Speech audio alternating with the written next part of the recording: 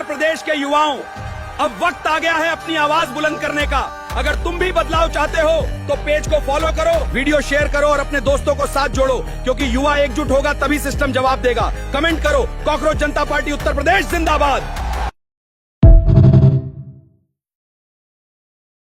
Paper leak बंद, भ्रष्टाचार खत्म, बेटियां सुरक्षित, मीडिया को पूरी आजादी की बार कॉकरोच जनता पार्टी सरकार।